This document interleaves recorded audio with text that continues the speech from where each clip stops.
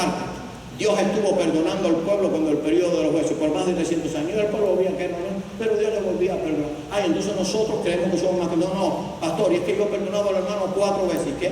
¿Cuántas veces te ha perdonado Dios? Mire, vamos a hacer una cosa. Usted quiere hacer un arreglo con Dios.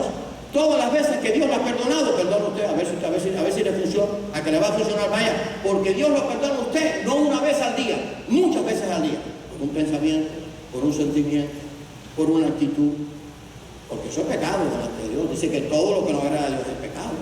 Cuando ha actuado sin fe, dice que sin fe es imposible agradar a Dios, por lo tanto el no tener fe también es pecado. Cuando dejo de hacer lo bueno, dice que también eso es pecado. Entonces, así que usted perdone al otro como Dios lo perdona a usted, porque usted va a aprender a perdonar. Pero hermano, tenemos que perdonar porque Dios lo dice. Dice la Biblia que en Dios hay perdón. Allí en el Salmo 130, dice el versículo 4, pero en ti hay perdón para que seas reverenciado, decía el Salmo. Hermano, qué bueno que en Dios hay perdón, porque si no, tú y yo y todos los que estamos aquí estuviéramos perdidos. Ahora fíjense lo que dice este otro pasaje, el apóstol Pablo enseñando sobre el perdón. Si alguno había sufrido agravio y había sido allí maltratado, había sido traicionado, había sido cuestionado, había sido, bueno, inclusive por falsos hermanos, le habían hecho muchas cosas malas, era el apóstol Pablo. Pero fíjense lo que escribió. Esto pues digo y requiero en el Señor, que ya no andéis como los otros gentiles. En ese tiempo los gentiles eran todas las naciones que no tenían que ver con Israel. Pero ahora lleva a nuestro tiempo. Que ya no seamos como los otros gentiles, o sea, como la gente que no conoce a Dios. Los que estamos aquí, la mayoría conocemos a Dios, por lo tanto tenemos que hacer lo que Dios dice. Y si no, no diga que conoce a Dios, porque si conocemos a Dios, tenemos que creerle a Dios y creer lo que su palabra dice. Esto pues digo y requiero en el Señor, que ya no andéis como los otros gentiles, como la gente que no conocen a Dios. Antes, sed benignos unos con otros. Hay que ser buenos.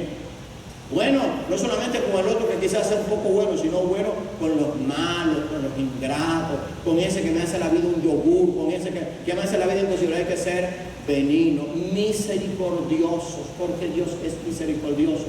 Aquí hay un texto que dice, bienaventurados los de limpio corazón, porque ellos verán a Dios. Dice en ese mismo sermón del monte, bienaventurados los misericordiosos, porque ellos alcanzarán misericordia. Entonces queremos que Dios sea misericordioso conmigo, pero yo no soy misericordioso con otro. No funciona. Antes ser benignos unos con otros, misericordiosos, perdonando unos a otros. Ahí está el perdón. Como Dios también os perdonó a vosotros en Cristo. Efesios 4, 17, 32. Léaselo. Leámoslo.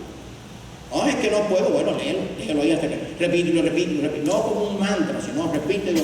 Acuérdate que una de las leyes de la enseñanza bíblica es la repetición. ¿Por qué debemos repetir las cosas? Porque Dios lo dijo. ¿Qué fue lo que Dios le dijo a su pueblo? Estas cosas que yo te enseño, las vas a repetir a tus hijos y a los hijos de tus hijos, por la mañana, por la tarde, en el almuerzo, en la merienda, por la madrugada, al otro día, y al otro día, y al otro día, en tiempo de vacaciones, en tiempo de clases. Eso es lo que Dios. Entonces hay gente que no le gusta que le repiten las cosas. Claro, porque si sigas haciendo lo mismo, no estás perdonando, no estás amando, pues hay que seguirlo repitiendo. Eso va para mí también, ¿sabes? Porque este mensaje Dios me lo perdona. Así que, como Dios nos perdonó, también debemos hacer eso. ¿Por qué debemos perdonar? Porque Dios lo dice. Punto. Ahora, ¿por qué debemos orar? Porque Dios lo dice. No lo necesitamos, pero es porque Dios lo dice. Decía el primero de Crónicas, esto fue cuando David hizo aquella oración, cuando trajeron el arca allí a Jerusalén. Buscad a Jehová y su poder, buscad su rostro continuamente.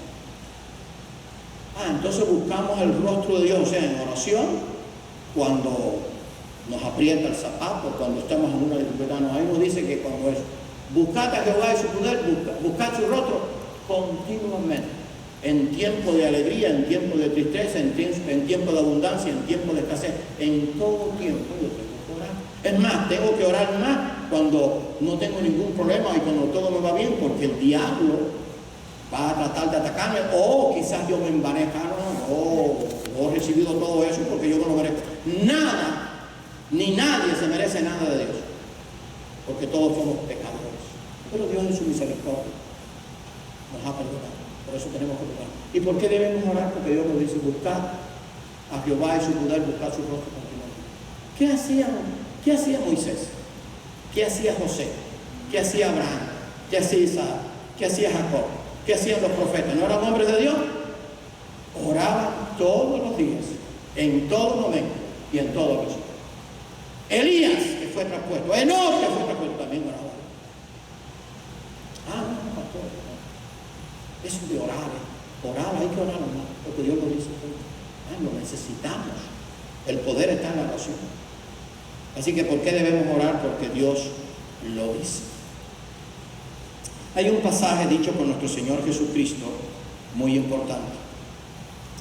Velad y orad para que no entréis en tentación. El espíritu, la verdad, está dispuesto, pero la carne es débil. ¿Cuántos de los que están aquí creen que su carne es tan fuerte que no necesita orar? Levanta su mano. ¿Verdad que todos somos débiles? Volvemos a caer. Hermano, la carne es débil. Tenemos que velar y orar para no entrar en tentación. El espíritu, la carta Pablo decía, hallo este mal en mi cuerpo, que el bien que quiero no hago y el mal que no quiero ese hago. Por eso tenemos que velar y orar para que no entremos en tentación. El espíritu, la verdad, está dispuesto, pero la carne es débil. Tenemos que reconocer que somos débiles. El pastor es débil, el diácono es débil, el líder es débil, los que sirven en la iglesia son débiles. Todos somos débiles. Tenemos que depender de Dios, tenemos que leer su palabra y tenemos que creerla, tenemos que obedecerla y tenemos que orar. ¿Pero por qué debemos orar? Porque Dios nos dice. Está ahí. Pablo le escribió a los Efesios: orando en todo tiempo, no en un tiempo, no cuando viene la dificultad, orando en todo tiempo, eso no lo tengo que explicar yo. Y esta expresión no es para ustedes, es para de allá afuera, que a veces me dicen cosas. Hijo mío, todo tiempo, eso no puede excluir nada. En todo tiempo hay que orar.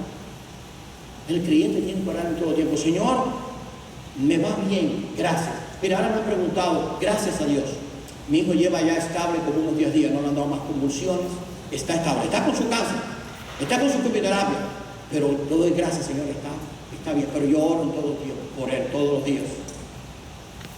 Usted tiene que orar también, orando en todo tiempo, con toda oración y súplica en el Espíritu. O sea, Señor, yo estoy orando conforme a tu poder, conforme a tu misericordia y conforme a tu voluntad. Y velando en ella con toda perseverancia. O sea, tengo que perseverar en la oración. Todos los días usted y yo oramos por nuestros hijos, por nuestros nietos. Hay que orar unos por los otros. Y súplica por todos los santos. Hermano, ahí está. Tenemos que orar en todo tiempo por todos. Hay que orar por cada creyente. Hay que orar por cada líder. Hay que orar por los pastores. Hay que orar por los que están en autoridad. Hay que orar por todos. No. Esto es un ejemplo, hermano, no me entiendan mal. No, por el pastor yo no oro. Me gusta. Pues hay que orar por él. El diácono, no oro por él porque no quiero, me cae mal, es un gordo. No, porque de gordo es, no gordo de carácter. El líder, no oro por él, me da la gana. Sí, pero Dios te manda a orar. Ese es el problema. Entonces, ¿qué vas a hacer? Alterca conmigo, arréglate la cosa. No, tenemos que orar por todo. Ore por los pastores, ore por los líderes. Mire, todos los días, en la lista que yo hago de oración todos los días, incluí, déjeme decirle, a lo mejor Hani no lo sabe, estoy incluyendo ahora placetas. Hani, ¿tú no eras de placetas? Hani está aquí. Pero él vivía en placetas. Entonces yo oro todos los días.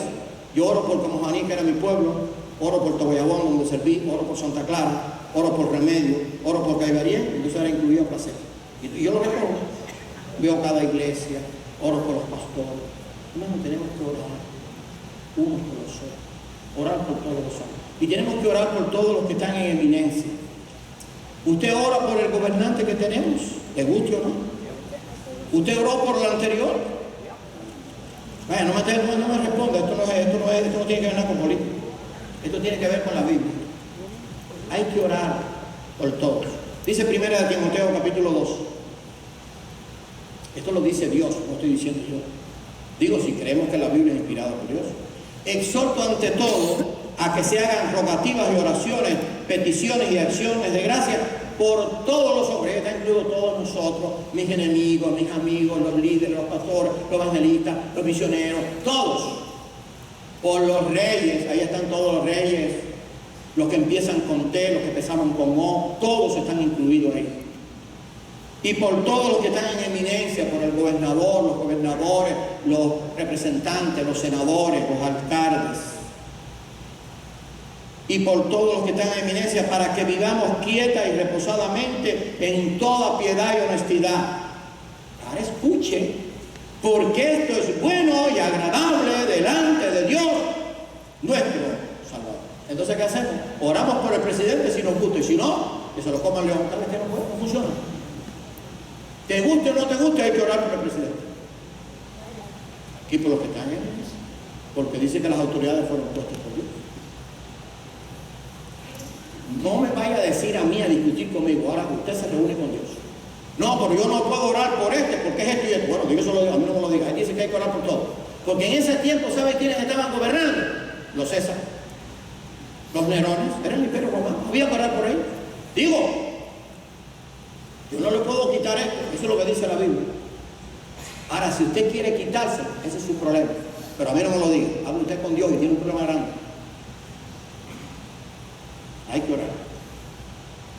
Ahora, fíjense lo que dice aquí. Confesaos vuestras ofensas unos a otros y orad unos por otros para que seáis sanados. Pero ese sanado no solamente a la sanación física, sino también la sanación espiritual. La oración eficaz del justo puede mucho. Ahora, ¿cuándo la oración es eficaz? Cuando yo confieso mis ofensas y oro unos por los otros y perdono, sobrellevo, amo, sirvo y hago todo eso. La oración del justo. Amados hermanos, tenemos que entender, creemos lo que Dios dice. ¿Obramos de acuerdo a lo que Dios dice o obramos de acuerdo a mi opinión o a lo que yo creo? Bueno, tenemos un problema grande. El problema es con el Señor. Dice allí Isaías 65, no está puesto allí, no lo voy a poner en pantalla, no está puesto en pantalla, pero hablando esto de que tenemos que orar y de que Dios nos escucha.